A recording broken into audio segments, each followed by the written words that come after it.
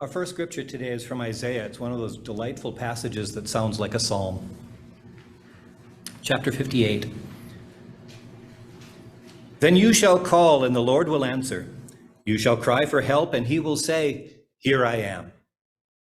If you remove the yoke from among you, the pointing of the finger, the speaking of evil, if you offer your food to the hungry and satisfy the needs of the afflicted, then your light shall rise in the darkness, and your gloom be like the noonday.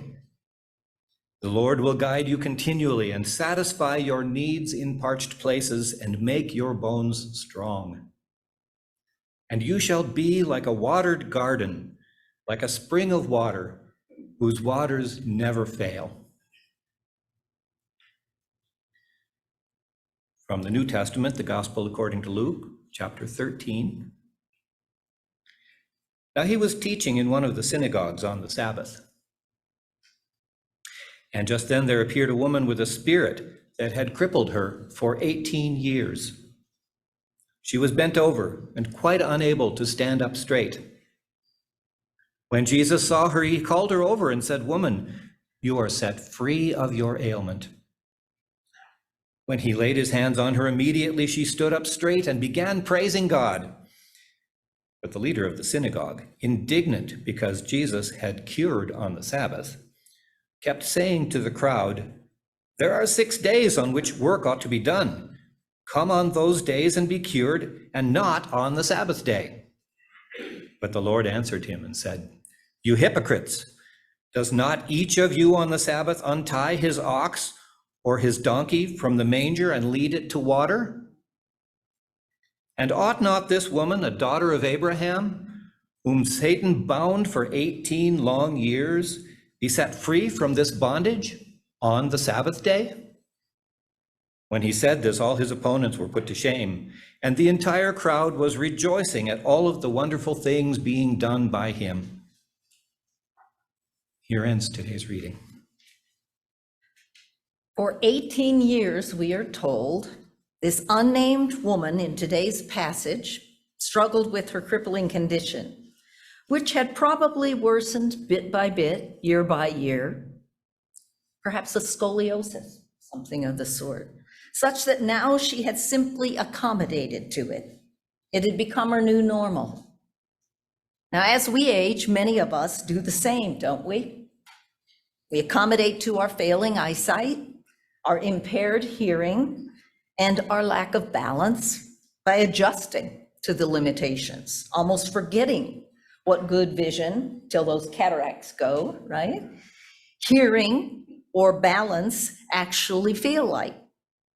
We begin to cut out more and more of what we had previously cared about in our lives, people or interests or work. I notice that I don't overtake the conversation at a table anymore. I have to spend most of my energy, oh, you think I do? I have to spend so much energy just hearing what people are saying, making sure I got it right. Thank you, that was funny. Now, this may affect our sense of independence, our feelings of competence and confidence. Then many of us lucky ones, after successful cataract surgery, new hearing aids, or the use of a cane or walker, or some such, are amazed at the miracle of our good vision, good hearing, sense of balance, which suddenly become available to us. Our confidence is restored, and we gain a new sense of freedom. Perhaps the woman in the story accommodated to her bent over condition by looking at other people out of the corner of her eye, looking up and sideways. What a sad image this creates of indignity and subservience. She could not simply look forward and meet another eyes. She saw them from the side and from below. We are so often unaware of the perspective from which another approaches the world. We mistakenly assume that we're all looking at the same thing, forgetting how we see and the place from which we see affects what we see. Of course, you've had people tell you to try this thing. Get on your knees. Now, I would like you all to join me. Just kidding. Get on your knees or in a chair and notice how high the kitchen counter is, or how powerful and unreachable the people towering overhead become. You have no place in their conversation, since these giants aren't even aware of your presence, or try not to be until the wailing begins. Unless you have the nerve to tug at them or make a lot of noise so that in looking down they notice you. Imagine that you, like the bent over woman, have to strain to participate in life around you by looking up and sideways.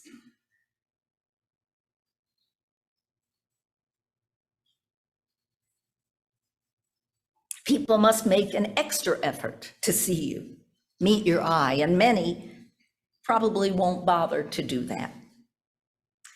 In the middle of his address, Jesus picked this woman out of the crowd. What does that mean?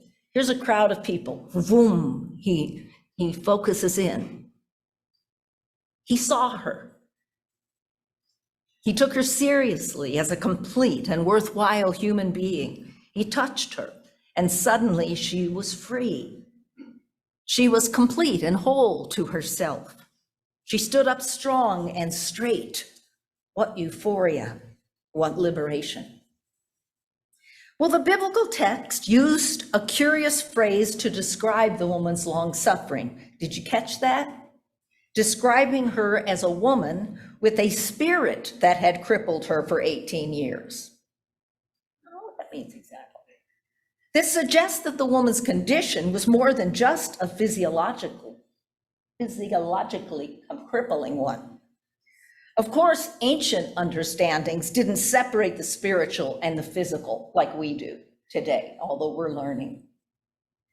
The downside of this ancient non-separating is that it led often to prejudicial treatment of those who had a diseased or disabling condition. And Karin knows about that from the deaf students in Kenya who were seen like to be almost cursed with their deafness, why the school was part of the function of the school. The deaf, the lame, the blind, the mentally ill, the leper, as if this diseased and disabling condition was a manifestation of a curse. This made the cruelty of rejection and isolation socially acceptable. We're finding new ways to make those socially acceptable, aren't we? Politically and socially. But on the other hand, perhaps this ancient awareness of the connection between the spirit and the body was in some way more deeply perceptive. Body and spirit were seen as one, each participating in the other. Whether or not the woman's crippled body was actually brought on or intensified by a crippling of her spirit, it is certainly clear that her crippled body did cripple her spirit. As I pictured the bent over woman looking pleadingly out of the corner of her eye into the face of Jesus, a man imbued with the healing power of deep, deep love, the faces of many others appeared to me as well. How about the face of one of those youth hoping that they become the one that gets to study and change their life, looking up at Byron? How about the beautiful and filthy face of a young child in a refugee camp? The frightened face of an older man as he is carried off in an on a stretcher and put into an ambulance after a sudden heart attack. The young anxious face of a migrant worker and the tired, worn face of the man next to him as they pick in the fields and look up out of the corner of their eye as well. Just because you or I don't experience something doesn't mean it doesn't exist. Just because we don't spend time in prisons or refugee camps, in homeless shelters, in abusive homes, in war zones, or even among the sick doesn't mean that the suffering goes away when we are not looking. We must all be on watch, not to be cut off and insular. so completely and arrogantly caught up in our own limited perspective on the world that we become not only insensitive to another's way of being, but oblivious to it. We don't even see them anymore. The Gospels are full of stories of Jesus recognizing and reaching out to people who are rejected by the world around them. The blind, the deaf, the poor, the lame, the widow, the leper, the slave, the tax collector, the Gentile, the woman, the sick. He looks into their eyes, touches them, brings them back to life, to the dignity of their humanity. That might be the whole sermon right there. He brings them back to the dignity of their humanity, to allow them to stand taller and straighter in the awareness that they are known and loved. Some of us in this church find the stories of Jesus' healing miracles uncomfortable to hear. We feel the need to listen to them skeptically, recognizing that this or that couldn't possibly have happened, and then perhaps feeling shame or loss or disappointment that we cannot just be believers and claim these miracles as true. The lame walk, the blind see, the demons are cast out into pigs that hurl themselves into the sea. Come on, really? But what if there's a third way, which is not cynicism or gullibility, but simply joy-filled receptivity to the life-giving images contained within each story of healing? Jesus spoke directly and individually to a crippled, bent-over woman who otherwise would have been lost in a mass of humanity and remained unknown throughout history. He looked her in the eye and he touched her. Though she was anonymous to others, he claimed her as a daughter of Abraham, as one who belonged. Suddenly, she rose up out of her slump into new life. This image of resurrection is a gift to all the generations that have followed this time. That what might have been a crippled woman's easily forgettable life. The image of the resurrection of the body and spirit are given to us to imagine, to ponder, and to seek throughout our own lives. Healing happens. Healing happens. Healing of body and mind and spirit. Healing of relationships and nations, of depression and addiction, of hunger and loneliness and despair and grief. Jesus was not an ancient miracle worker. How often have I said that to y'all? Jesus was not an ancient miracle worker showing off his stuff, but a prophetic teacher inviting us into the sacredness of our own lives. We too are healers. We are not just given the Spirit to be healed, but to heal others. Whether this is visiting someone in prison, speaking out and working to change unjust laws or practices, sending cards or meals to those who are ill, warmly greeting a visitor at the church door with a welcome smile, maybe the happiest time of their week, listening to someone's stories of his grief, learning and sharing in Sunday school or laughing together as we drink coffee after worship.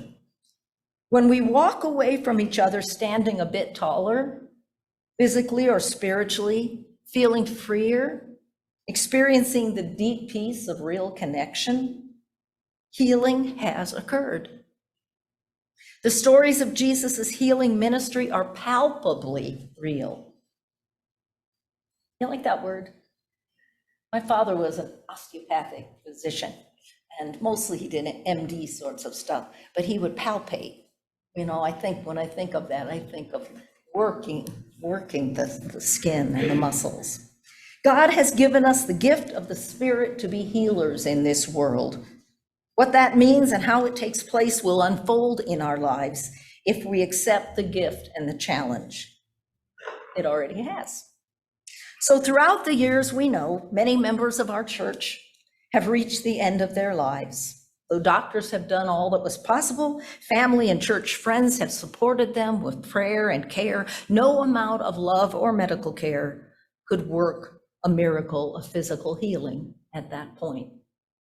But the outpouring of love from family and friends and the sharing of our faith made the last leg of their journeys more bearable and full of moments of light and peace and gratitude and, yes, even humor. And we continue to hold their spirits in our hearts, say their names out loud, and give thanks for the sharing of our lives with them. The prophet Isaiah promised the Israelites and the generations that have followed them, "You shall call and God will answer you. You shall cry for help and God will say, 'Here I am.'" And remember, Yahweh means I am. Here I am. The forces of life in the Spirit of God are stronger than death. Healing happens even when our bodies must die. Believe the good news. Praise be to God.